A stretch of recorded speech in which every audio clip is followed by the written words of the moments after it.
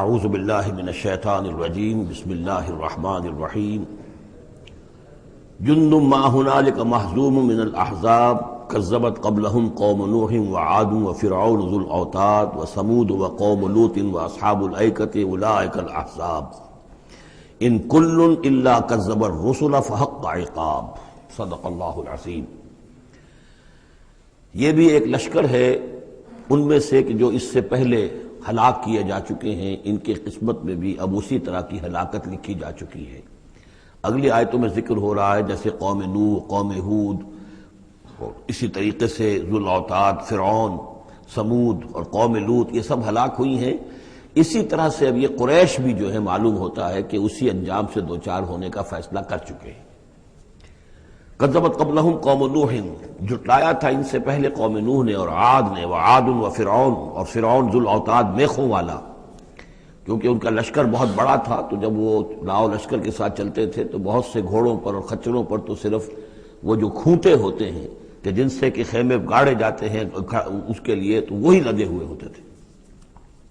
وثمود، اور قوم ثمود، وقوم لوط، لوط کی قوم، واصحاب الایکہ، اور یہ قوم شعیب جو بن والے تھے۔ اولئک الاحزاب، یہ ہیں وہ جماعتیں، یہ ہیں وہ گروہ، یہ ہیں وہ قومیں کہ جو ہلاک ہو چکی ہیں۔ ان کل الا کذب الرسل، ان سب نے رسولوں کی تکذیب کی، فحق عقاب، تو وہ میرے سزا کے اور میری عقوبت کے مستحق ہو گئے۔ وما ينظر هؤلاء الا صيحة واحدة ما لها من فواق، اور یہ لوگ بھی اب منتظر نہیں ہیں مگر صرف ایک چنگھاڑ کے، ایک ہی چنگھاڑ ہوگی ہماری طرف سے، ما لها من فواق، جس میں کوئی وقفہ نہیں ہوگا، یہ ایک مسلسل۔ آپ دیکھیں کہ اگر کوئی زوردار آواز مسلسل چلے تو یہ انسان کی ہلاکت کا ذریعہ بن جائے گی۔ کبھی کبھی لاؤڈ سپیکر میں خرابی ہوتی ہے اور اس کی گونج پیدا ہوتی ہے، بسا اوقات نماز کے دوران اس کا تجربہ ہوتا ہے، تو جو کیفیت پھر ہو جاتی ہے انسان کی، حالانکہ وہ چند سیکنڈز کی بات ہے، 1-2 منٹ کی بات ہے، لیکن اگر زوردار آواز مسلسل چلے، ویسے بھی آج ہمیں معلوم ہے کہ یہ ساؤنڈ ویوز جو ہوتی ہیں یہ بھی ایک قسم کی انرجی ہے، اور ان ساؤنڈ ویوز کے ذریعے سے بھی یہ سارے کا سارا جو نظام ہے درم برم ہو سکتا ہے۔ یہ اگر اتنی زوردار ویوز ہو تو ان سب کو توڑ پھوڑ کر رکھ دیں گے جو مادی یہ اس وقت عالم ہے۔ تو ان وما ينظر هؤلاء، مطلب اللہ تعالیٰ کو کوئی اور بہت بڑا کوئی کام کرنے کی ضرورت نہیں ہوتی قوموں کو ہلاک کرنے کے لیے، ایک چنگھاڑ، وما ينظر هؤلاء الا صيحة واحدة ما لها من فواق، لیکن وہ رکے گی نہیں، بیچ میں دم نہیں لے گی، مسلسل۔ وقالوا ربنا عجل لنا قطنا قبل يوم الحساب، اور وہ کہہ رہے ہیں، اور یہ وہ استہزان کہا کرتے تھے کہ پروردگار یہ جو محمد کہہ رہا ہے صلی اللہ علیہ وسلم کہ ہمارا کوئی حساب کتاب ہونا ہے، تو جو ہماری بیلنس شیٹ ہے وہ ہمیں ابھی دے دے، یوم الحساب سے پہلے ہمیں تو ابھی وہ ہمارا بتا دے کہ کیا ہماری بیلنس شیٹ ہے۔ قطنا، چٹھی ہماری، پچھلے زمانے میں جو چٹھے بنتے تھے، کاروبار کا سالانہ چٹھا بنتا ہے کہ یہ آمد، یہ خرچ اور یہ بچت۔ ربنا عجل لنا، جلدی دے دے ہمیں، لنا قطنا، ہماری چٹھی، ہمارا کریڈٹ اور ڈیبٹ بیلنس جو ہے، بیلنس شیٹ دے دے، قبل یوم الحساب، اس یوم الحساب سے پہلے۔ اصبر علی ما یقولون، اے محمد صلی اللہ علیہ وسلم آپ صبر کیجئے جو کچھ یہ کہہ رہے ہیں۔ واذکر عبدنا داود، اور آپ تو ذرا تذکرہ کیجئے داود کا، ہمارے بندے داود کا، ذل اید، جو بڑی قوت والا تھا، انہ اواب، اور ساتھ ہی وہ بہت ہی رجوع کرنے والا تھا اللہ کی جناب میں۔ انا سخرنا الجبال معه، ہم نے تو اس کے ساتھ پہاڑوں کو مسخر کر دیا تھا، یسبحن بالعشی والاشراق، جو اس کے ساتھ ہی تسبیح کرتے تھے اس کی آواز میں آواز ملا کر، شام کو بھی اور صبح کے وقت بھی۔ والطیر محشورا، اور پرندے بھی کہ جو جمع کر دیے جاتے تھے، جو ان کے ساتھ مل کر حمد کے ترانے الاپتے تھے۔ کل لہ اواب، یہ سب کے سب اللہ کی طرف رجوع کرتے تھے، یا یہ کہ یہ سب کے سب رجوع کرتے تھے حضرت داؤد کی طرف، اور پھر داؤد جو ہے وہ گویا کہ ان سب کے ساتھ اللہ کی جناب رجوع کرتے تھے۔ وشددنا ملکہ وآتیناہ الحکمۃ وفصل الخطاب، اور ہم نے اس کی جو حکومت تھی اسے خوب مضبوط کیا تھا، اور ہم نے اسے حکمت عطا کی تھی اور فصل الخطاب بھی عطا کیا تھا، یعنی فیصلہ کن بات کہنے کی صلاحیت، ایسی بات کہی جائے جس سے کہ لوگ سب مطمئن ہو جائیں کہ ہاں یہ بات ٹھیک ہے، فیصلہ کن بات ہو، دو ٹوک ہو، اور یہ کہ سب کے لیے موجب اطمینان ہو۔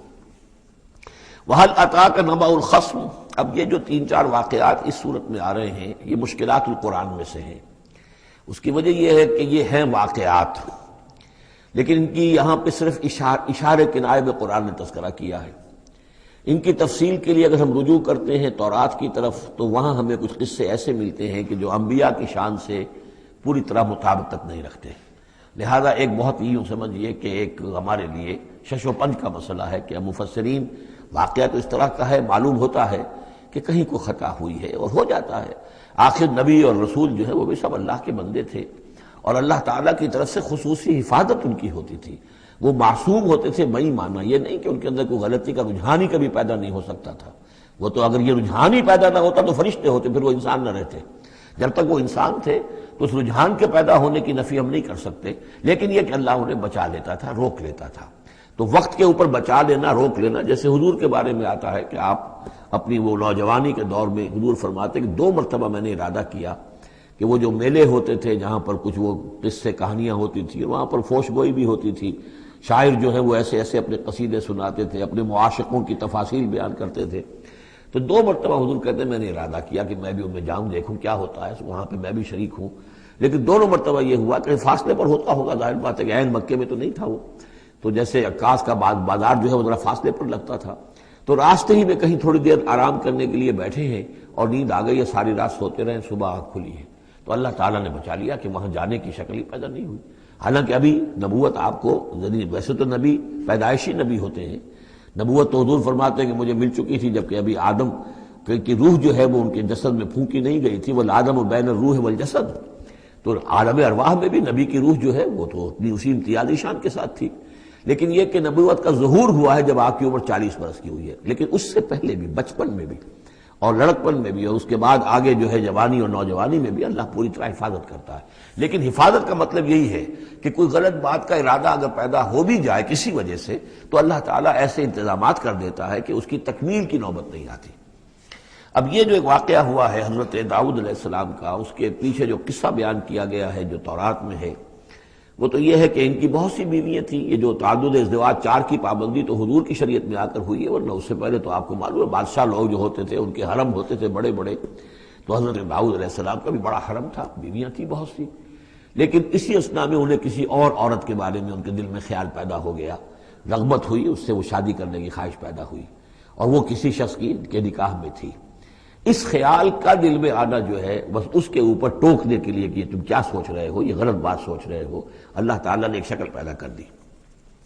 وَهَلْ أَتَاكَ نَبَأُ الْخَصْمِ، اور کیا تمہارے پاس آ چکی ہے 2 دعوے داروں کی خبر، یعنی کچھ لوگ آئے تھے جن کا ایک مقدمہ تھا، ان کی خبر.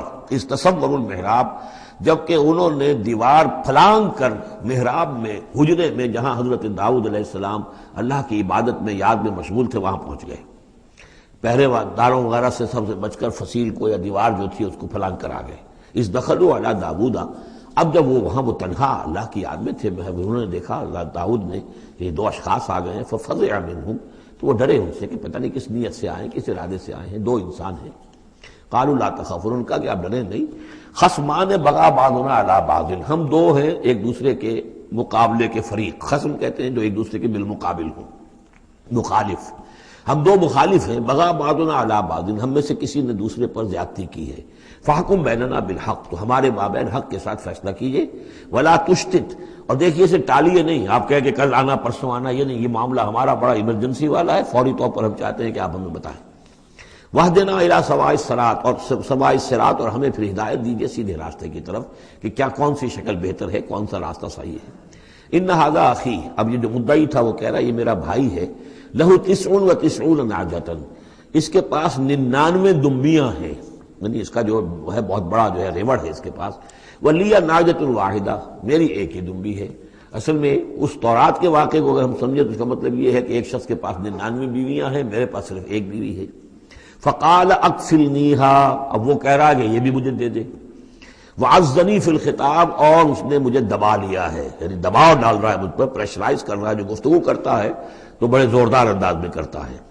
قال لقد ظلمک بسؤالک، بسؤال نعجتک الی نعاجہ، حضرت داؤد نے فوراً کہا کہ یہ تو بڑی ظلم کی بات ہے، واقعتاً اس نے بہت ظلم کیا تمہارے اوپر کہ تمہاری دمبی جو ہے اب اس پر بھی اس کی نظر ہے اور وہ اس کو چاہتا ہے تم سے لے لے اور اپنی دمبیوں میں اس کو بھی شامل کر لے ریوڑ میں. وَإِنَّ كَثِيرًا مِنَ الْخُلَطَاءِ لَيَبْغِي بَعْضُهُمْ عَلَى بَعْضٍ، اور یقیناً جن لوگوں کا معاملہ مشترک ہوتا ہے، قریبی رشتہ دار ہوتے ہیں، قرابت دار ہوتے ہیں، جس کو پنجابی میں شریکہ کہتے ہیں، یہ شریکے والوں میں ہوتا ہی ہے کہ ایک دوسرے پر کوئی زیادتی کر بیٹھتے ہیں. وَإِنَّ الْخُلَطَاءَ كَثِيرٌ مِّنَ الْخُلَطَاءِ لَيَبْغِي بَعْضُهُمْ عَلَىٰ بَعْضٍ، کوئی ایک دوسرے پر زیادتی کر بیٹھتے ہیں. إِلَّا الَّذِينَ آمَنُوا وَعَمِلُوا الصَّالِحَاتِ، سوائے ان کے کہ جو صاحب ایمان ہوں اور نیک عمل والے ہوں. وَقَلِيلٌ مَّا هُمْ، اور ایسے لوگ بہرحال کم ہوتے ہیں، زیادہ تعداد میں نہیں ہوتے. وَظَنَّ داؤد أَنَّمَا فَتَنَّاهُ، اس پر اچانک خیال آیا داؤد کو کہ یہ تو اصل میں سارا معاملہ جو ہے اللہ تعالیٰ نے مجھے آزمایا ہے. اللہ تعالیٰ نے در حقیقت مجھے متنبع کرنے کے لیے یہ ساری صورتحال جو پیدا فرمائی ہے. انہیں اپنے اس خیال کے اوپر پھر جو تنبع ہوا، فاستغفر ربہ، تو انہوں نے استغفار کیا اپنے رب سے. وخر راکعا واناب، اور وہ گر پڑے سجدے کے اندر. رکوع کہہ دیجئے، سجدہ کہہ دیجئے. راکعا گر پڑا جھک کر، اور رجوع ہوا، اس نے اللہ تعالیٰ کی طرف اپنے آپ کو پوری طریقے سے متوجہ کر لیا. یہ آیت سجدہ ہے.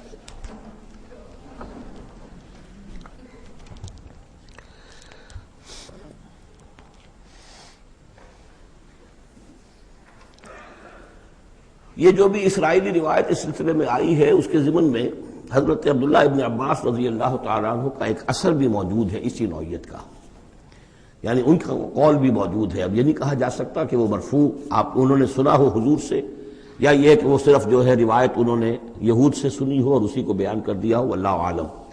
لیکن میں یہ سمجھتا ہوں کہ یہ چیز جیسے کہ ہم پڑھ چکے ہیں اس سے پہلے سورہ احزاب میں، حضور سے کہا گیا کہ اب آپ مزید شادی نہیں کریں گے. وَلَوْ أَعْجَبَكَ حُسْنُهُنَّ، وہاں پر بھی کوئی پردہ تو نہیں ڈالا گیا. ہو سکتا ہے کہ کوئی خاتون جو ہے آپ کی طبیعت میں آمادگی پیدا ہو جائے کہ آپ اس سے نکاح کریں، لیکن اب آپ خواہ وہ آپ کو پسند بھی آ جائیں، لیکن آپ اب نکاح نہیں کریں گے. تو یہ جو انسانی تقاضے ہیں، ظاہر بات ہے کہ انبیاء کا معاملہ جو ہے، جیسے کہ میں نے عرض کیا، بشریت تو ان کے ساتھ ہوتی ہے اور بشری تقاضے بھی ہوتے ہیں، لیکن نبی معصوم ہوتا ہے اس معنی میں کہ ان کا اس طرح کا کوئی اگر خیال ہو بھی جائے تو اس کی تکمیل اللہ نہیں ہونے دیتا، حفاظت کر لیتا ہے. اسی کا نام ہے عصمت انبیاء. فغفرنا لہ ذلک، تو ہم نے وہ جو بھی معاملہ تھا ہم نے معاف کر دیا اسے. وَإِنَّ لَهُ عِندَنَا لَزُلْفَىٰ، اور وَحُسْنَ مآب، اور یقیناً ہمارے پاس داؤد کا لیے بہت اونچا مرتبہ ہے اور بہت اچھا ٹھکانہ ہے، جہاں وہ جب لوٹ کر آئے گا تو بہت اعلیٰ مقام ہم عطا کریں گے. یا داؤد انا جعلناک خلیفۃ فی الارض، ہم نے کہا کہ اے داؤد ہم نے تمہیں زمین میں خلیفہ بنایا ہے، تمہیں حاکم بنایا ہے. فاحکم بین الناس بالحق، تو لوگوں میں جو فیصلے کرو معاملات کے حق کے ساتھ کرو. ولا تتبع الہویٰ، اور دیکھو اپنی خواہش کی پیروی نہ کرو. فیضلک عن سبیل اللہ، اگر اپنی خواہش کی پیروی کرو گے پھر تو وہ تمہیں لازماً گمراہ کر دے گی، بھٹکا دے گی اللہ کے راستے سے. ان الذین یضلون عن سبیل اللہ لہم عذاب شدید، یقیناً وہ لوگ جو بہک جاتے ہیں یا بھٹک جاتے ہیں اللہ کے راستے سے، ان کے لیے تو بڑا سخت عذاب ہے. بما نسوا یوم الحساب، یہ بھٹکنا ہوتا اسی لیے ہے کہ انہیں آخرت یاد نہیں رہتی، بسبب اس کے کہ وہ بھول جاتے ہیں حساب کے دن کو. وہ یوم آخر اگر یاد رہے، آخرت کی زندگی کا یقین رہے، تو پھر انسان جو ہے سیدھا رہتا ہے. وما خلقنا السماء والارض وما بینہما باطلا، اور ہم نے جو کچھ کے آسمانوں میں زمین میں ہے اور جو کچھ ان کے مابین ہے اسے بیکار پیدا نہیں کیا. اب یہ وہی لفظ آ گیا ہے دوبارہ جو سورہ آل عمران میں تھا، ربنا ما خلقت ھذا باطلا سبحانک فقنا عذاب النار. اس کے علاوہ سورہ مومنون میں آ چکا ہے، افحسبتم انما خلقناکم عبثا وانکم الینا لا ترجعون. تو یہ عبث اور بیکار کام کرنا اللہ کی شان سے بہت ہی سمجھیے کہ بعید ہے. ذالک ظن الذین کفروا، یہ گمان تو ان لوگوں کا ہے جنہوں نے کفر کیا ہے. فویل للذین کفروا من النار، تو ہلاکت اور بربادی اور تباہی ہے ان کافروں کے لیے آگ کی.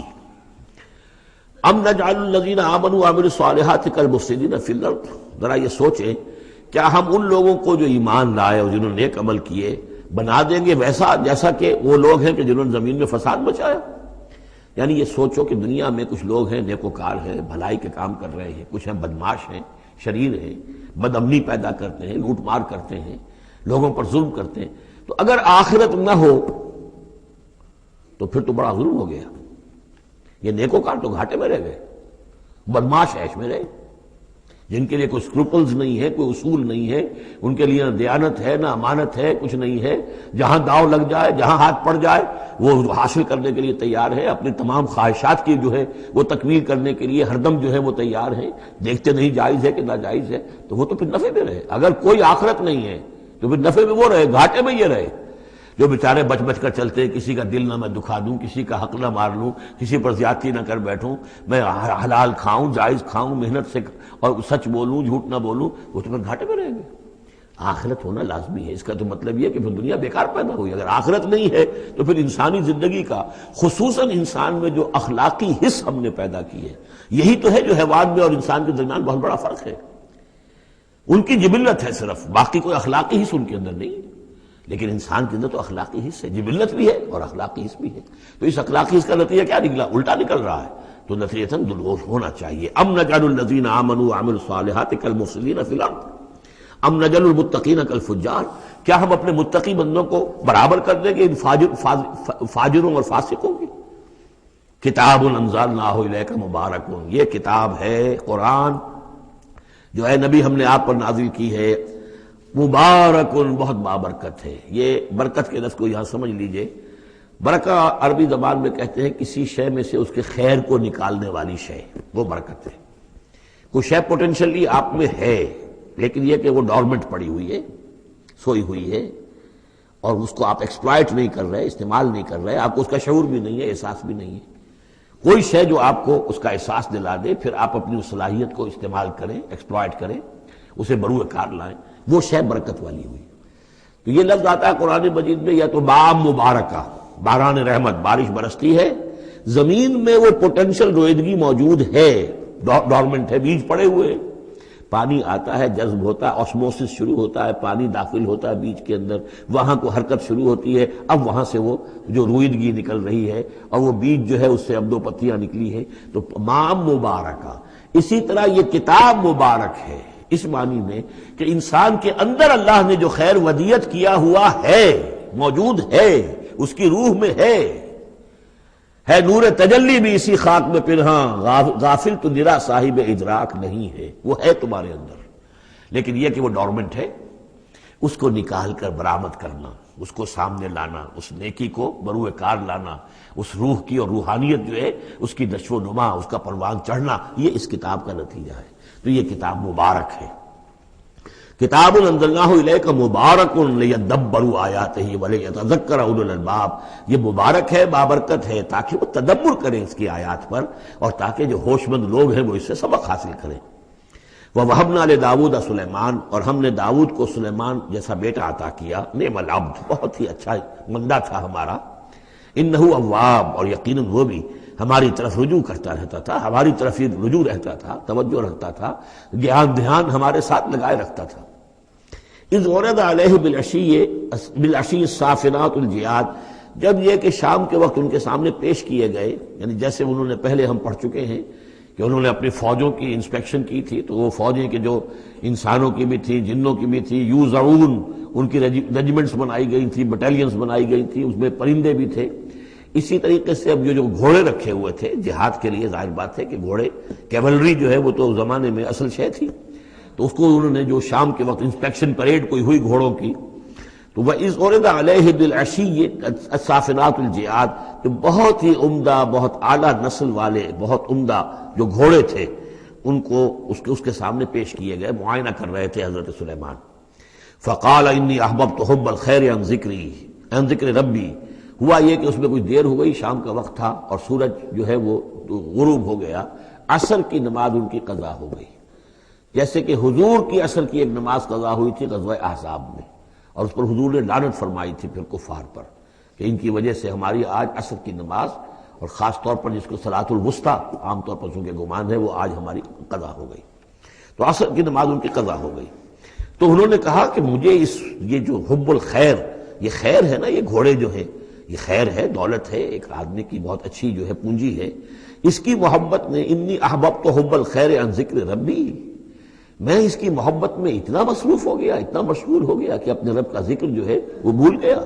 حتی توارت بالحجاب، حتی توارت الشمس بالحجاب، یہاں گویا کہ سورج کا لفظ محذوف ہے، یہاں تک کہ سورج جو ہے وہ تو چھپ گیا، اوٹ میں آ گیا۔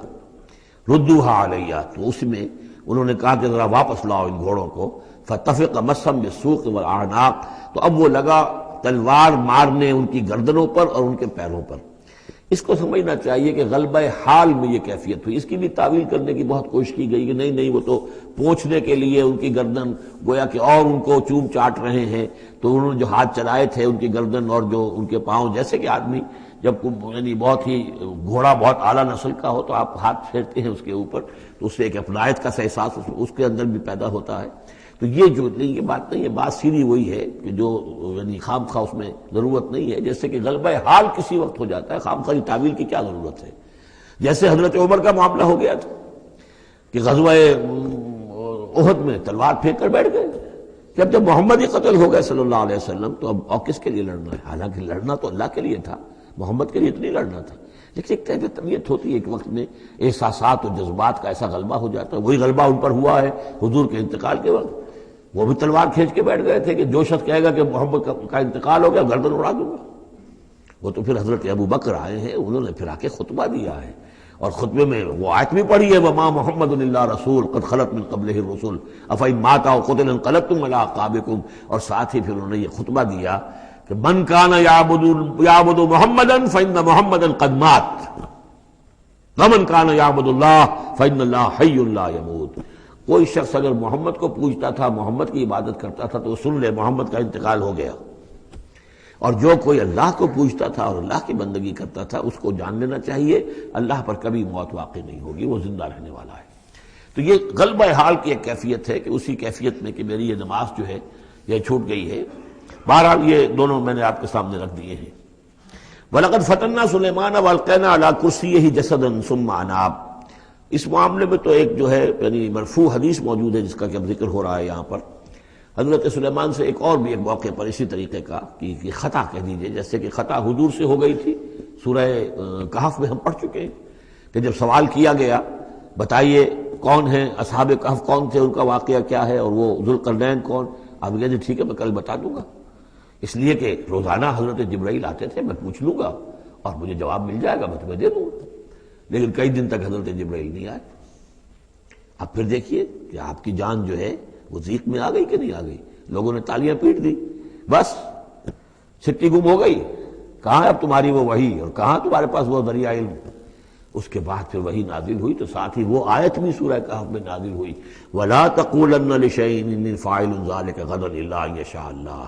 آئندہ کبھی اے نبی کسی بھی کام کے بارے میں کبھی ہرگز یہ نہ کہیے گا یہ کام میں کل کر دوں گا مگر اس استثناء کے ساتھ اگر اللہ نے چاہا. انشاءاللہ، اگر انشاءاللہ میرا ارادہ ہے انشاءاللہ میں یہ کام کر دوں گا. انشاءاللہ کے بغیر ہم لوگ جو کہتے رہتے ہیں تو ہماری کوئی حیثیت نہیں ہے کہ اس پر پکڑا جائے ہمیں. لیکن جو بڑے لوگ ہوتے ہیں، جو عظیم شخصیات ہوتی ہیں، تو ان کے لیے یہ معاملہ جو ہے وہ اتنا ہی سخت ہوتا ہے اللہ کا. پھر ان کی گرفت بھی ہوتی ہے تو چھوٹی چیز پر ہوتی ہے. بڑے لوگوں کی چھوٹی چیز پر بھی بڑی سخت گرفت ہوتی ہے، یہ قاعدہ قانون ہے. تو اسی طرح کا معاملہ انشاءاللہ ہی کہنے کا معاملہ ہو گیا ہے کہ جو بھول گئے یا کسی وجہ سے حضرت سلیمان کا اصل میں ان کا کوئی معاملہ ہوا، اپنے کچھ سپہ سالاروں سے ناراض ہوئے ان سے، اور انہوں نے سمجھا کہ شاید تم یہ سمجھتے ہو کہ میری جو طاقت اور حکومت ہے وہ تمہارے ہی بل پر قائم ہے. میں آج اپنی تمام ازواج کے پاس جاؤں گا اور ان سب سے میں صحبت کروں گا اور سب سے جو ہے وہ اولاد ہوگی اور میرے اتنے جو ہیں وہ جوان ہاتھ پھر پیدا ہو جائیں گے تاکہ یہ کہ میں تمہارا شاید اتنا پھر میں دستے نگر نہ رہوں. اس طرح سے انہوں نے کچھ کہا اور ساری اس ایک رات میں اپنی تمام بیویوں کے ساتھ انہوں نے صحبت کی. لیکن یہ کسی بیوی کو حمل نہیں ہوا. ایک کو ہوا تو اس کا بھی کوئی بچہ جو ہے ادھورا سا، وہ 7 ماسا ہوگا 6 ماسا ہوگا، وہ پیدا ہوا. دائی نے لا کر ان کے تخت پر رکھ دیا اور شاید اس کا چرچا بھی ہو گیا تھا کہ انہوں نے یہ بات کہی تھی. تو اب پورے گویا کے درباریوں میں بھی اس کی شہرت تھی کہ دیکھیں اب کیا ہوتا ہے ان کے ساتھ. تو اس معاملے میں انہیں کچھ سبکی اٹھانی پڑی. وہ ہے وہ واقعہ جو یہاں بیان ہو رہا ہے. وَلَقَدْ فَتَنَّا سُلَيْمَانَ، اور اسی طرح ہم نے فتنے میں ڈالا تھا سلیمان کو. وَأَلْقَيْنَا عَلَىٰ كُرْسِيِّهِ جَسَدًا ثُمَّ أَنَابَ، اور ہم نے اس کے تخت پر ایک ایسا جسد لا کر تھوڑا سا ڈال دیا تھا. وہ دائی نے لا کر ڈالا کہ یہ وہ آپ کی جو تھی قسم اس کا یہ نتیجہ ہے اللہ کی طرف سے. لیکن یہ کہ بہرحال انہوں نے اس پر بھی توبہ کی. بلکہ یہاں تک روایت میں آتا ہے کہ فرشتے نے یاد بھی دلانے کی کوشش کی انہیں کہ انشاءاللہ کہیے. لیکن کیا اس وقت کیا کیفیت تھی ان کی جذباتی کہ انہوں نے وہ بات نہیں کہی، اور اس پر پھر اللہ تعالیٰ نے گویا کہ تنبیہ کرنا ضروری سمجھا. قال رب اغفر لی وہب لی ملکا، اب اس پر انہوں نے اللہ سے رجوع کیا اور دعا کی پروردگار مجھے معاف فرما دے میری خطا، وَهَبْ لِي مُلْكًا لَا يَنبَغِي لِأَحَدٍ مِّن بَعْدِي، اور مجھے ایسی حکومت عطا فرما، تیرا جو مجھ پر کرم ہے اور میرے والد پر جو کرم تو نے کیا، جو ہم دونوں پر احسانات کیے ہیں، یہ دعا ہم پڑھ چکے ہیں، رب اعوذنی ان اشکر نعمتک التی انعمت علی وعلی والدی وان اعمل صالحا، یہ حضرت سلیمان کی دعا پہلے آ چکی ہے۔ وَهَبْ لِي مُلْكًا لَا يَنبَغِي لِأَحَدٍ مِّن بَعْدِي، مجھے ایسی حکومت عطا فرما کہ جو میرے بعد کسی اور کے لیے ممکن نہ ہو۔ اور یہ واقعہ ہے کہ ان کی جو حکومت تھی وہ جنات پر بھی تھی، ان کی حکومت ہوا پر بھی تھی، ان کا قانون پرندوں پر بھی چل رہا ہے۔ اس اعتبار سے واقعتاً یہ مثالی ہے ایک معاملہ، لا ينبغی لأحد من بعدی، میرے بعد پھر کسی اور کو اس طرح کی حکومت نہ ملے، تو اس طرح کی حکومت پھر اللہ تعالیٰ نے کسی اور کو نہیں دی۔ اللہ نے ان کی اس دعا کو قبول فرمایا۔ انک انت الوہاب، یقیناً تو ہی ہے دینے والا، عطا کرنے والا۔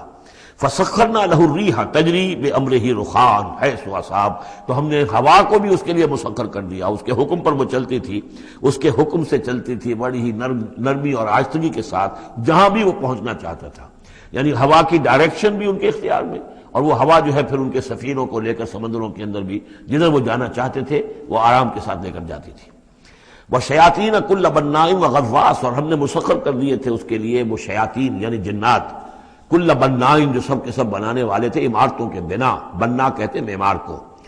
بنا حسن البنا شہید رحمۃ اللہ علیہ، ان کا خاندانی پیشہ جو ہے وہ تعمیر، وہ معمار خاندان سے تھے، اور عربوں میں کوئی اس میں آر نہیں ہوتا۔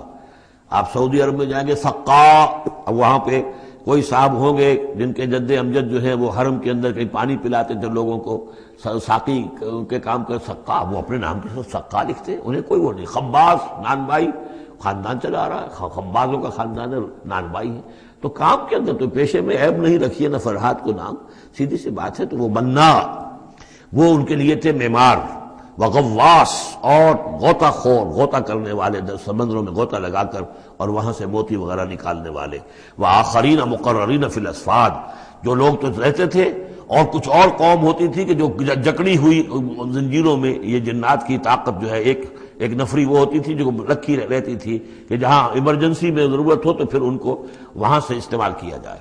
ھذا عطاؤنا، اور ہم نے ان سے کہہ دیا تھا اے سلیمان یہ ہماری عطا ہے تمہارے لیے، فمنن او امسک، چاہو تو یہ تقسیم کرو لوگوں کے اندر، لوگوں پر احسان بھی کرو، اور چاہو تو اپنے پاس رکھو بغیر حساب۔ بہرحال ہم نے اس پر حساب کوئی نہیں رکھا، ہم تم سے اس پر کوئی حساب نہیں لیں گے۔ وَإِنَّ لَهُ عِندَنَا لَزُلْفَىٰ وَحُسْنَ مَآبٍ، اور یقیناً اس کے لیے ہمارے پاس بہت اونچا رتبہ بھی ہے اور بہت عمدہ ٹھکانہ بھی ہے، جب وہ لوٹ کر آئیں گے تو ان کو وہاں پر بہت عمدہ ٹھکانہ ملے گا۔ وَاذْكُرْ عَبْدَنَا أَيُّوبَ إِذْ نَادَىٰ رَبَّهُ أَنِّي مَسَّنِيَ الشَّيْطَانُ بِنُصْبٍ وَعَذَابٍ، اور ذرا یاد کیجئے، ذکر کیجئے حضرت ایوب کا علیہ السلام، ہمارا بندہ ایوب، اس نے پکارا اپنے رب کو، انی مسنی الشیطان بنصب وعذاب، کہ شیطان نے مجھے چھوت لگا دی ہے، بڑی تکلیف اور ایذا اور تکلیف، اور اس کی بیماری تھی، جلدی کوئی بیماری تھی جس کی وجہ سے سارا جسم جو ہے گل گیا تھا، اور اس درجے اس میں کوئی تعفن بھی تھا، کیڑے بھی پڑ گئے تھے کہ ان کی اہلیہ، بیوی، بچے ایک وقت تک تو انہوں نے خدمت کی، جب تک کی پھر بعد میں آ کر سب ہمت ہار کر ان کو چھوڑ کر چلے گئے تھے۔ تو گویا کہ اس قسم پرسی کے عالم میں پھر انہوں نے یہ دعا کی، تو اللہ تعالیٰ نے فرمایا کہ ارکض برجلک، ذرا اپنا پاؤں مارو زمین پر، ھذا مغتسل، یہ اب تمہارے اس ایڑی کے جو زور سے جو چشمہ ہم نے نکال بہایا ہے، یہ تمہارے نہانے کے لیے ہے، بارد و شراب، ٹھنڈا ہے اور پینے کے لیے بھی ہے۔ تو شاید جس کو ہم کہتے ہیں گندھک کا کوئی چشمہ نکل آیا ہو، جو کہ جلدی امراض کے لیے چشمے ہوتے ہیں جہاں جاتے ہیں لوگ، جلدی امراض کے لوگ جا کر وہاں جا کر نہاتے ہیں تو اس سے شفا ہوتی ہے، تو اللہ نے اس کے اندر وہ شفا ان کے لیے رکھ دی، وہ ٹھیک ہو گئے۔ وَوَهَبْنَا لَهُ أَهْلَهُ وَمِثْلَهُم مَّعَهُمْ، اب پھر ان کی اولاد بھی اور ان کی اہل و عیال سب واپس بھی آ گئے، اور یہ کہ مزید بھی ہم نے انہیں اور اہل و عیال عطا کیے، مِثْلَهُم مَّعَهُمْ رحمتاً منا، یہ سب ہماری جانب سے رحمت کا مظہر تھا، وذکریٰ، اور یاد دہانی اور نصیحت، لأولی الالباب، ہوش مند لوگوں کے لیے۔ وَخُذْ بِيَدِكَ رِزْقًا، کسی موقع پر اپنی بیوی سے ناراض ہو کر ان کہا تھا کہ میں تمہیں 100 کوڑے لگاؤں گا یا 100 تمہیں ماروں گا کمچیاں، تو غصے میں آ کر اب وہ قسم کھا لی اس کے اوپر، لیکن یہ کہ اب جب ٹھیک ہو گئے، بیوی بھی آ گئی، اب کیا کریں، وہ اس قسم توڑیں یا اس قسم کا کیا شکل کریں، تو اللہ نے اس کے لیے بھی انہیں ایک شکل بتا دی کہ سینکوں کا ایک تھبا لے لو، جیسے جھاڑواں ہوتی تھی پرانے زمانے میں، تو اس میں وہ 100 اگر سینکیں ہیں تو وہ لے لو، خذ بیدک ضغصن، تم لے لو اپنے ہاتھ میں سینکوں کا ایک مٹھا، فاضرب بہ، اور اس سے ایک ضرب لگا دو، ولا تحنث، اس سے یہ کہ تمہاری وہ قسم ٹوٹے گی نہیں، وہ 100 وہ جو ہے قمچیاں ایک ہی مرتبہ لگ جائیں گی۔ انا وجدناہ صابرا، ہم نے اسے اپنا صبر کرنے والا بندہ پایا، نعم العبد، کیا ہی عمدہ وہ اچھا بندہ تھا ہمارا، انہ اواب، یقیناً وہ بھی ہماری طرف رجوع کرنے والا انسان تھا۔ واذکر عبادنا ابراہیم واسحاق ویعقوب اولی الایدی والابصار، اور تذکرہ فرمائیے ہمارے بندوں ابراہیم کا اور اسحاق کا اور یعقوب کا، وہ بھی تھے بڑے ہاتھوں والے، یعنی بڑے ان کے یعنی قوتوں والے، والابصار، اور آنکھوں والے، مشاہدہ بھی، غور و فکر بھی، ہاتھوں والے بھی، طاقت والے بھی۔ انا اخلصناہم بخالصۃ ذکر الدار، ہم نے ان سب کو خالص کر لیا تھا ایک خالص شے کے لیے۔ ایک خالص شے کون سی ہے؟ آخرت کے گھر کی یاد دہانی، یعنی وہ لوگوں کو ہمیشہ متوجہ کرتے رہتے تھے کہ اصل زندگی آخرت کی زندگی ہے۔ انا اخلصناہم بخالصۃ، ایک خالص شے کے لیے ہم نے انہیں خالص کر لیا تھا، یعنی ان کی زندگی میں اب ایک ہی، جیسا کہ میں نے بارہا عرض کیا ہے کہ جو اللہ کا بندہ اس مقام پر پہنچ جائے، پھر واقعہ یہ ہے کہ اسے دنیا کی دولت سے دلچسپی نہیں، دنیا کی کسی اور دوسری چیز کی طرف رغبت نہیں، اس کے وقت کا، اس کا ایک ایک منٹ، اس کی توانائی جو بھی اللہ نے اس کو دی ہے، اس کا خون کا ایک ایک قطرہ وقف ہو جاتا ہے پھر اس کام کے لیے کہ خلق خدا کو خدا کی طرف بلائے، اللہ کی طرف بلائے، اور انہیں بچائے آخرت کے انجام سے، برے انجام سے۔ اس کے سوا کیا ہو؟ جیسے ہمارے شیخ معین الدین اجمیری رحمۃ اللہ علیہ، وہ آئے تھے ہندوستان میں، اگر اس وقت آ کر بیٹھے ہیں اجمیر میں، جبکہ اجمیر ابھی جو ہے وہ کفر کا گڑھ تھا، راجپوتوں کا مرکزی مقام، اس لیے کہ شیخ علی حجویری جو لاہور میں ہیں، جن کو داتا گنج بخش کہتے ہیں، وہ تو اس وقت آئے ہیں لاہور میں جبکہ لاہور اسلامی حکومت میں شامل ہو چکا تھا۔ لیکن یہ کہ یہ معین الدین اجمیری، کیونکہ ابھی تک مسلمانوں کی حکومت وہاں تک نہیں پہنچی تھی، جو سمجھیے اجمیر جو ہے وہ تو راجپوتوں کا گڑھ، اور اس میں جو ہے وہاں جا کر بیٹھ کے اللہ کا بندہ اور دعوت دے رہا ہے، وہ کاروبار تو کوئی کرنے نہیں آئے تھے وہ، بلکہ یہ کہ اللہ کی طرف بلانا۔ تو اس کے لیے ہم نے خالص کر لیا تھا۔ جو بھی اللہ کا بندہ اپنے آپ کو اس کے لیے خالص کر لے، وہ گویا کہ اللہ تعالیٰ کے مصطفین میں سے ہو جاتا ہے، وہ لفظ آگے آ رہا ہے۔ انا اخلصناہم بخالصۃ ذکر الدار وانہم عندنا لمن المصطفین الاخیار، اور یقیناً وہ ہمارے ہاں، ہمارے نزدیک وہ بڑے چنے ہوئے لوگ ہیں، اچھے لوگوں میں سے، نیک لوگوں میں سے چنے ہوئے لوگ، چنیدہ لوگ۔ جو شخص اپنی زندگی کا ہدف اسی کو بنا لے، مقصد اسی کو بنا لے، جینا مرنا اسی کے لیے ہو جائے، تو ظاہر بات ہے کہ اللہ تعالیٰ کے یہاں پر اس کا اونچا مقام ہے۔ وَاذْكُرْ إِسْمَاعِيلَ وَالْيَسَعَ وَذَا الْكِفْلِ، اور ذکر کیجئے اسماعیل کا بھی اور یسع۔ اب ان کے بارے میں صحیح طور پہ ہم کچھ نہیں کہہ سکتے، یہ دو جو ہیں یسع اور ذوالکفل۔ ذوالکفل کے بارے میں تو میں عرض کر چکا ہوں کہ ایک گمان یہ ہے، اور مجھے اس سے اتفاق ہے کہ یہ گوتم بدھ کی طرف اشارہ ہے، وہ اللہ کے نبی تھے۔ ذوالکفل، پے یہاں فے سے بدل گیا ہے، کپل وستو کا شہزادہ، سدھارتھا گوتما بدھا۔ بدھا تو اصل میں اس کا لقب ہے جو بعد میں بن گیا ہے، سدھارتھ اس کا نام تھا، سدھارتھا گوتما بدھا، اور کپل وستو کی ریاست تھی، اس کا یہ شہزادہ تھا۔ وَكُلُّ مِنَ الْأَخْيَارِ، یہ سب کے سب بھی بڑے ہی عمدہ لوگوں میں سے تھے۔ ھَذَا ذِکْرٌ، یہ ایک ذکر ہے، یہ ایک تذکرہ ہے۔ وَإِنَّ لِلْمُتَّقِينَ لَحُسْنَ مآب، اور یقیناً ان متقین کے لیے، تمام متقین کے لیے بہت ہی اچھی جگہ ہے لوٹنے کی، آنے کی، اچھا ٹھکانہ ہے۔ جنات عدن، وہ باغات کے جو رہنے والے ہوں گے، ریزیڈنشل ہوں گے، بسنے والے، مفتحۃ لہم الابواب، جن کے دروازے ان کے لیے کھلے رکھے گئے ہوں گے۔ یہ اس سے بھی آگے بھی آئے گا سورہ زمر میں بھی کہ جنتوں کا معاملہ یہ ہے کہ اس کے دروازے کھلے ہوں گے جنتیوں کے استقبال کے لیے، جیسے کہ مہمان کے لیے جب آپ کو ان کا استقبال کرنا ہو تو یہ تو نہیں کرتے دروازے بند کر کے بیٹھ جائیں کہ وہ آ کے دستک ہی دے گا کبھی کھولیں گے، اس کا تو انتظار ہو رہا ہوتا ہے، تو دروازے کھلے ہوتے ہیں۔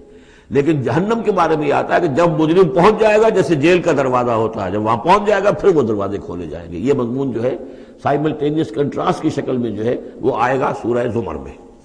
ان کے لیے دروازے کھلے رکھے جائیں گے جنات عدن کے، متکئین فیہا یدعون فیہا بفاکہۃ، اور اس میں وہ ٹیک لگا کر بیٹھے ہوں گے اور وہ آرڈر دیں گے، یدعون آرڈر دیں گے، مانگیں گے، طلب کریں گے اس میں بفاکہۃ، میوے بھی، کثیرۃ کثرت سے، و شراب، اور مشروبات بھی، عمدہ سے عمدہ مشروبات۔ وَعِندَهُمْ قَاصِرَاتُ الطَّرْفِ أَتْرَابٌ، اور ان کے پاس ہوں گی ایسی ان کی بیویاں کہ جو نیچی نگاہ والی ہوں گی اور ہم عمر ہوں گی۔ ھذا ما توعدون لیوم الحساب، یہ ہے جس کا تم سے وعدہ کیا جا رہا ہے حساب کے دن۔ ان ھذا لرزقنا ما لہ من نفاد، اور یہ ہوگا ہمارا رزق، ہمارا عطا کردہ دی ہوئی چیزیں اب یہ کبھی ختم نہیں ہوں گی۔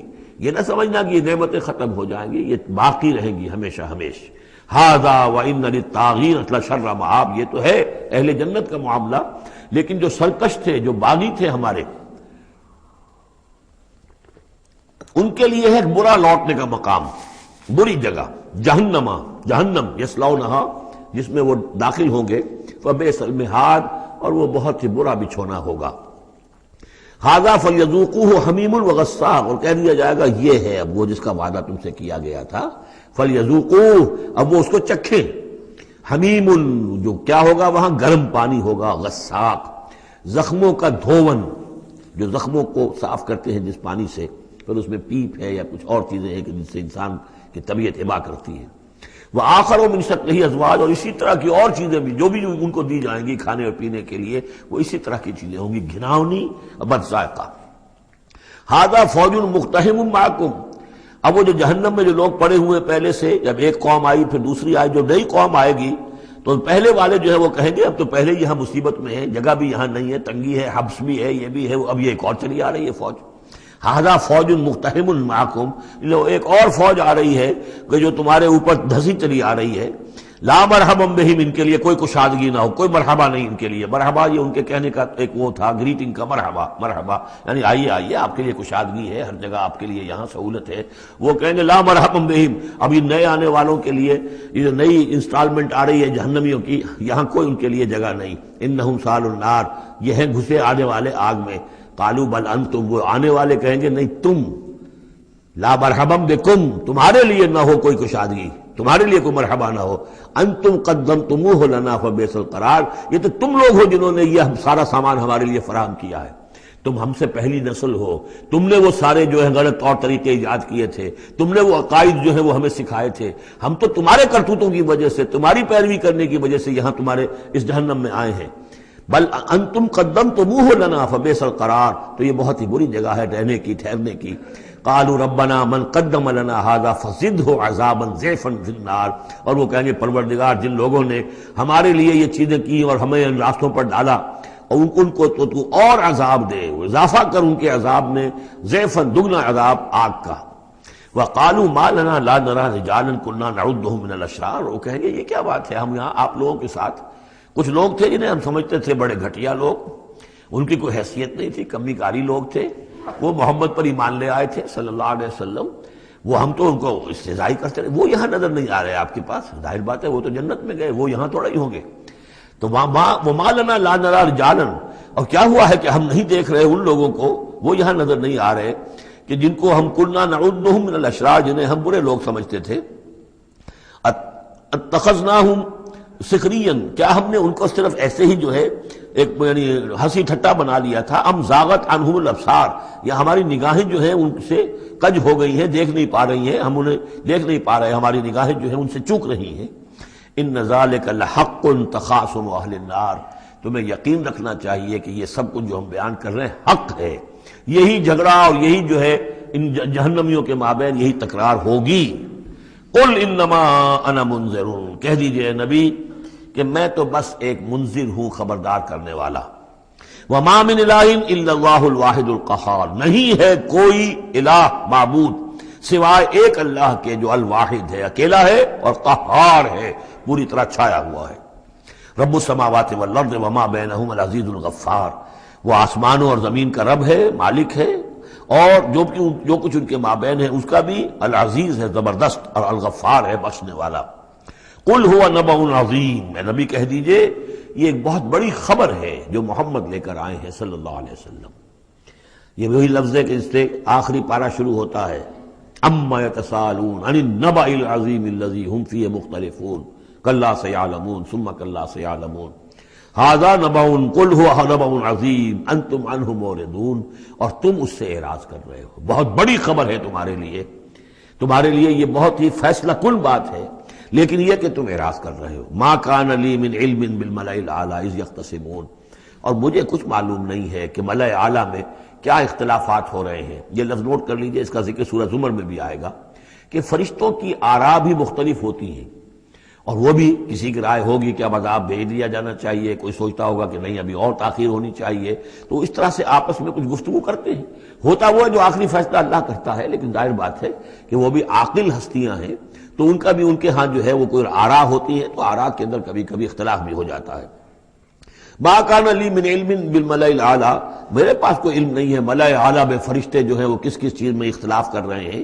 اذ یوحی الی ان یوحی الی الا انما انا نذیر مبین، مجھے تو بس یہ میری طرف وحی کیا گیا ہے کہ میں ہوں صرف واضح طور پر خبردار کر دینے والا۔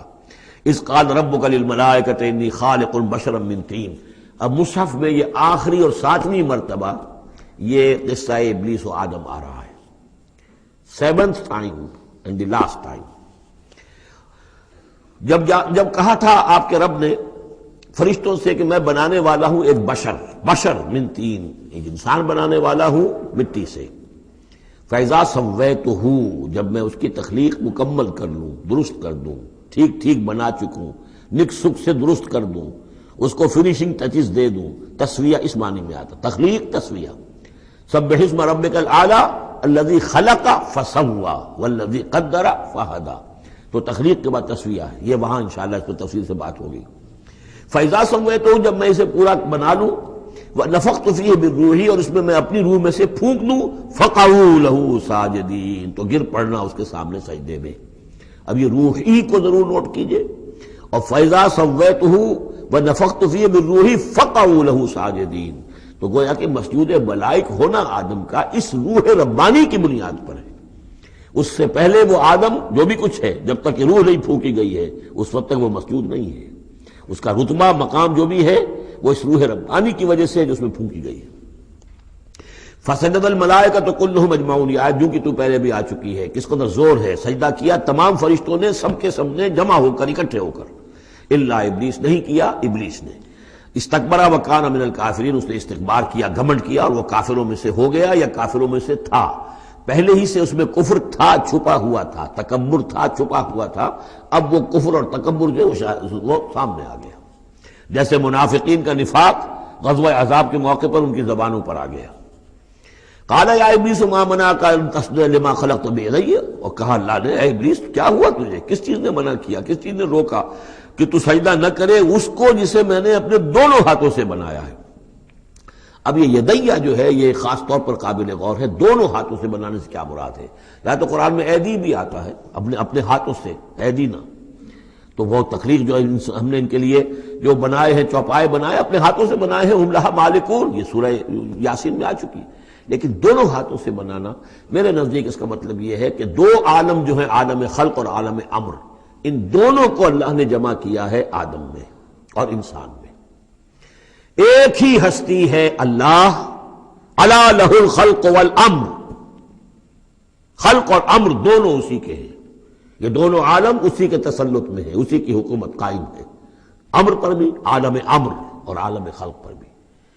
اب فرشتہ صرف عالم خلق سے متعلق ہے، اس کا اس عالم امر سے متعلق ہے، اس کا کوئی وہ حیوانی جسد نہیں ہے، اس کی کوئی بھوک نہیں ہے، اس کو کوئی پیاس نہیں ہے، اس میں کوئی نر اور مادہ نہیں ہے، ان کے کوئی جنسی جذبہ کچھ نہیں، عالم امر کی شے۔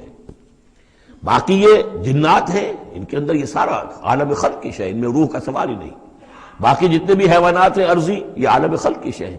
انسان واحد مخلوق ہے اللہ کی، جس میں پھر دونوں چیزیں آ کر جمع ہوئی ہیں کہ عالم خلق سے ہے اس کا حیوانی وجود، یہ جسم جو بنا ہے، یہ مٹی سے بنا ہے، اور لیکن اس کے اندر اللہ نے لا کر وہ امانت جو ہے عالم امر کی روح، وہ جو ہے اس کے اندر پھونکی ہے۔ انا عرضنا الامانۃ علی السماوات والارض والجبال فابین ان یحملنها واشفقن منها وحملها الانسان، اس میں بھی میں یہ بات عرض کر چکا ہوں۔ تو خلقتہ بیدی، میں نے اپنے دونوں ہاتھوں سے بنایا اسے۔ اب اس کو استعارے میں بھی لیا گیا ہے اس معنی میں کہ بڑے اہتمام سے بنایا، میں نے دونوں ہاتھوں سے بنایا ہے، تو اشرف المخلوقات ہے۔ وہ بات بھی صحیح ہے کہ اللہ تعالیٰ کی کریشن کا کلائمیکس، اللہ تعالیٰ کی یوں سمجھیے کہ اس کی کلائمیکس جو ہے، نقطہ عروج جو ہے اس کی تخلیق کا، وہ انسان ہے۔ قال یا ابلیس ما منعک ان تسجد لما خلقت بیدی، استکبرتا ام کنت من العالین، کیا تم نے غرور کیا، استکبار کیا، یا تو ہے ہی بہت بڑے درجے میں تھا، کوئی تیرا درجہ بہت بلند تھا؟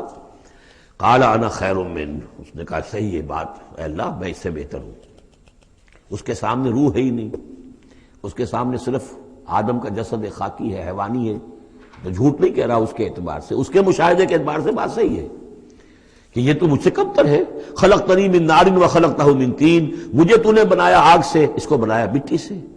قال فاخرج منها فانک رجیم، سوال یہ ہے کہ اللہ حکم دے رہا ہے تم سجدہ کرو، تو تم نے اللہ کے حکم کی تو نافرمانی کی ہے نا۔ فاخرج منها، نکل جاؤ اب یہاں سے، فانک رجیم، تم مردود ہو گئے ہو، وان علیک لعنتی الی یوم الدین، اور اب تم پر آخرت کے دن تک، اگلے وہ جزا و سزا والے دن تک تم پر لعنت رہے گی، میری لعنت۔ قال رب فانظرنی الی یوم یبعثون، اس نے کہا کہ پروردگار پھر مجھے ذرا مہلت دے اس دن تک جب کہ یہ دوبارہ اٹھائے جائیں گے، آدم اور اس کی نسل پوری کی پوری۔ قال فإنک من المنظرین، اللہ تعالیٰ نے اسی یعنی استحقار کے اندر، ٹھیک ہے جاؤ، تمہیں یہ دی گئی مہلت جو تم نے مانگا ہے، گرانٹڈ۔ الی یوم الوقت المعلوم، اس وقت کے دن تک جو معلوم ہے، طے شدہ ہے، یوم یبعثون جب آنا ہے، اس وقت تک کے لیے تمہیں مہلت دے دی گئی۔ قال فبعزتک لأغوینہم اجمعین، اب اس نے کہا جب تو نے مجھے مہلت دے دی ہے تو اے اللہ تیری عزت کی قسم، تیرے اقتدار اور اختیار کی قسم، میں ان سب کو گمراہ کر کے رہوں گا۔ الا عبادک منہم المخلصین، سوائے اس میں سے تیرے وہ بندے جنہیں تو خود اپنا بنا لے، مخلص، مخلص نہیں، مخلص۔ قال فالحق والحق اقول، اب حق ہے اور میں تو کہتا ہی حق ہوں، میری ہر بات حق ہوتی ہے۔ لَأَمْلَأَنَّ جَهَنَّمَ مِنْكَ وَمِمَّنْ تَبِعَكَ مِنْهُمْ أَجْمَعِينَ، تو میں بھی بھر دوں گا پھر جہنم کو تجھ سے، اور جو بھی ان میں سے تیری پیروی کریں گے ان سب سے جہنم کو بھر کر رہوں گا۔ قُلْ مَا أَسْأَلُكُمْ عَلَيْهِ مِنْ أَجْرٍ، اب یہ بات بتا کے اب حضور سے کہا جا رہا ہے نبی کہیے میں نے تم سے اس پر کوئی اجرت تو نہیں مانگی، میں تمہیں یہ خبریں سنا رہا ہوں، غیب کی وحی جو مجھے آ رہی ہے وہ سنا رہا ہوں، ازل کے جو واقعات ہیں جو اس وقت ہوئے تھے وہ باتیں بتا رہا ہوں، تو میں نے تو اس پر کوئی تم سے اجرت نہیں مانگی، تم سے کوئی انعام طلب نہیں کیا۔ قُلْ مَا أَسْأَلُكُمْ عَلَيْهِ مِنْ أَجْرٍ وَمَا أَنَا مِنَ الْمُتَكَلِّفِينَ، اور یہ بھی تم جانتے ہو، اچھی طرح جانتے ہو، قَدْ لَبِثْتُ فِيكُمْ عُمُرًا، میں تمہارے مابین ایک عمر گزار چکا، میں متکلف نہیں ہوں۔ متکلف کون ہے؟ تکلف کرنے والا۔ اب تکلف ہر اعتبار سے ہوتا ہے، ایک جیسے ہم جسے کہتے ہیں ایک شاعر ہوتا ہے فطری شاعر، اور ایک متشاعر ہوتا ہے۔ وہ شاعر اس فطری نہیں ہوتا، وہ بڑی محنت کرتا ہے، جوڑ توڑ کے کوئی سیکھتا ہے، عروض سیکھتا ہے، یہ سیکھتا ہے، کوئی الفاظ کا ذخیرہ جو ہے جوڑتا ہے، پھر وہ کچھ شعر کہتا ہے، وہ تکلف کے ساتھ شعر کہنا۔ ایک ہے جسے آپ کہتے ہیں آمد، اور ایک وہ ہے کہ آورد، بڑی محنت سے مشقت سے کوئی آپ نے کمپوز کیا ہے۔ تو میری زندگی میں تم نے تکلف کا کوئی شائبہ دیکھا ہی نہیں آج تک، سادہ زندگی۔ خاص طور پر یہ کہ کبھی میں نے شعر کہنے کی کوشش کی ہو، کبھی میں نے کوئی خود خطیب بننے کی کوشش کی ہو، اس کی کوئی مشق کی ہو، ما انا من المتکلفین، میں کوئی بنانے والا اور تکلف کرنے والا اور تصنع کرنے والا نہیں ہوں۔ ان ہوا الا ذکر للعالمین، نہیں ہے یہ مگر یاد دہانی اور نصیحت تمام جہان والوں کے لیے۔ وَلَا تَعْلَمُنَّ نَبَأَهُ بَعْدَ حِینٍ، اور اس کی جو خبر ہے، جو اس کا نتیجہ نکلنے والا ہے، جیسے سورۃ الطارق میں فرمایا انہ لقول فصل وما هو بالهزل، یہ فیصلہ کل بات بن کر آیا ہے قرآن۔ اب جو فیصلہ، جیسے کہ ہم سورہ بنی اسرائیل میں پڑھ چکے ہیں، وبالحق انزلناہ وبالحق نزل، ہم نے حق کے ساتھ نازل کیا اور حق کے ساتھ یہ نازل ہوا ہے۔ اب فیصلہ ہوگا، اسی کی ترازو میں قوموں کی تقدیریں تلیں گی اور فیصلے ہوں گے۔ جیسے کہ حدیث ہے حضرت عمر بن الخطاب سے رضی اللہ تعالی عنہ کہ حضور نے فرمایا ان اللہ یرفع بہذا الکتاب اقواما ویضع بہ آخرین، اللہ تعالیٰ اسی کتاب کی بدولت قوموں کو عروج پر پہنچائے گا اور اسی کو ترک کرنے کی وجہ سے قعر مذلت میں گرا دے گا۔ تو فرمایا ولا تعلمن نبأہ بعد حین، کچھ دیر کے بعد اس کی اصل خبر ان کو پہنچ جائے گی کہ اس کا نتیجہ کیا نکلتا ہے۔ یہاں وہ 5 صورتیں ختم ہو گئی ہیں اس دوسرے، بلکہ جیسا کہ میں نے عرض کیا تھا کہ یہ جو گروپ ہے چوتھا، یہ 13 صورتیں مکیات ہیں اس کے اندر۔ ان میں 5 ہیں یہ سورہ یاسین بالکل وسط میں، ان 5 میں 2 ادھر ہیں، دونوں الحمدللہ سے شروع ہوئی ہیں، سورہ سبا، سورہ فاطر۔ 2 ادھر ہیں، سورہ صافات اور صاد، اس میں بھی صاد آیا ہے، صافات کے ساتھ اس کی مناسبت ہے۔ اس کے بعد 8 صورتیں وہ آ رہی ہیں کہ جن کو ہم سمجھیں گے اس جو اس وقت کا ترتیب ہے مصحف کی، کہ کورسپونڈنگ ترتیب جو ہے وہ ہے سورہ الفرقان سے لے کر اور سورہ سجدہ تک جو 8 صورتیں آئی تھیں، گویا کہ اسی طرح کی 8 صورتیں یہ آ رہی ہیں۔ ان میں بھی 7 وہ تھیں کہ جو حروف مقطعات سے شروع ہوئی، 4 الف لام میم سے، 2 طاسین میم سے، 1 طاسین سے، البتہ ایک وہ تھی جو بغیر حروف مقطعات کے شروع ہوئی ہے، سورۃ الفرقان۔ یہاں بھی یہ ایک سورت جو شروع ہو رہی ہے سورہ زمر، یہ بغیر حروف مقطعات کے ہے، باقی 7 صورتیں جو ہے حامیم حامیم حامیم حامیم، ان میں سے ایک جو ہے وہ حامیم عین سین قاف، لیکن حامیم کا سلسلہ چلے گا۔ یہ 7 صورتیں در حقیقت ایک سیکوینس میں ہیں، اور لیکن یہ بھی ہے معنوی طور پر یہ بھی اسی میں شامل ہے۔ اور ان میں سے اب یہ سمجھ لیجئے کہ جو پہلی 4 صورتیں ہیں ان کا مرکزی مضمون ہے توحید عملی۔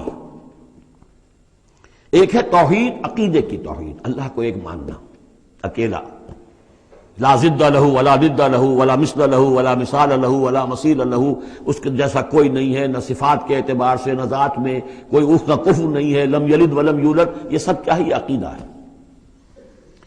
ایک ہے عمل کی توحید، توحید عملی، وہ کیا ہے؟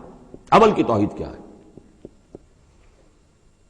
توحید فی العلم عمل، اور جس کو کہ امام ابن تیمیہ رحمۃ اللہ علیہ نے ایک اور بڑی خوبصورت اصطلاح استعمال کی ہے، توحید فی الطلب، توحید فی العقیدہ اور توحید فی الطلب۔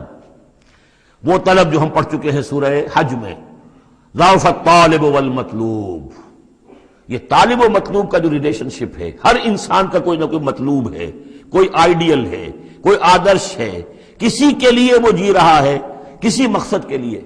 ایک انسانوں کی عظیم اکثریت ہے جو حیوانی سطح پر زندگی گزار رہے ہیں، جن کا کوئی مقصد زندگی ہے ہی نہیں۔ انسٹنکٹس جیسے کہ حیوانات ہیں، پیٹ میں بھوک لگی ہے وہ کھائے گا، ادھر ادھر منہ مارے گا۔ اسی طریقے سے اس کا جنسی جذبہ، اس کا ایک نظام ہے، اس کے تحت ہی ہوتا ہے۔ اس میں جنسی جذبہ اس طرح کا بھی نہیں ہے کہ بعض انسان جو ہے وہ سور بن جاتے ہیں جنسی اعتبار سے، وہ نہیں ہے ان کے، ان کا ایک نظام ہے، بس انسٹنکٹ کے تحت ہے چل رہا۔ تو جو لوگ صرف اسی پر کھانا پینا اور بچے پیدا کرنا، ان کو پال دینا، اگر یہ کام کر رہے ہیں، کوئی ان کی زندگی میں مقصد ہے ہی نہیں، تو وہ نرے حیوان ہے، انسان ہے ہی نہیں۔ اولئک کالانعام بل ھم اضل، وہ چوپایوں کے مانند ہے بلکہ ان سے بھی گئے گزرے ہیں۔ انسان کہلانے کا مستحق کم سے کم وہ شخص ہے جس نے زندگی میں کوئی نہ کوئی مقصد معین کیا ہو۔ کس لیے جینا ہے، کس لیے مرنا ہے، زندگی کاہے کے لیے؟ وہ مقصد تو کیا ہے؟ اصل میں تو کیا تھا؟ اپنے رب کو چاہو، اس سے محبت کرو، اس کو مطلوب بناؤ، تمہارا مطلوب صرف اللہ ہو، لا مطلوب الا اللہ، لا مقصود الا اللہ، لا محبوب الا اللہ۔ یہ تھا جس کے لیے تمہیں جینا تھا، اسی کے لیے تمہیں مرنا تھا۔ ان صلاتی و نسکی و محیای و مماتی للہ رب العالمین۔ جس شخص کی یہ توحید نہیں ہے وہ عقیدے کی توحید لیے پھرے، عمل میں مشرک ہے، شرک فی العمل، جس کا تذکرہ پہلے بھی ہو چکا ہے، لیکن ان صورتوں میں اب ایک بڑے سیکوینس کے ساتھ آئے گی بات۔ ویسے وہ آیت ہم پڑھ چکے ہیں، ارأیت من اتخذ الہہ ہواہ افانت تکون علیہ وکیلا، اے نبی آپ نے اس شخص کو دیکھا جس نے اپنی خواہش نفس کو اپنا معبود بنا لیا، تو کیا آپ ایسے شخص کی ذمہ داری لیں گے؟ وہ کہتا تو ہے اپنے آپ کو میں موحد ہوں، اپنی خواہشات نفس، اپنے نفس کے کسی مطالبے کو پورا کر رہا ہے۔ یہ دیکھے بغیر کہ اللہ نے اس کو حلال کیا یا حرام کیا ہے، تو اس کا معبود تو اس کا نفس ہے، اللہ کہاں ہے؟ ہاں اللہ کے لیے بھی جا کے نماز پڑھ لیتا ہے، لیکن دوسری طرف وہ نفس کو اپنا معبود بنا کے شرک کر رہا ہے۔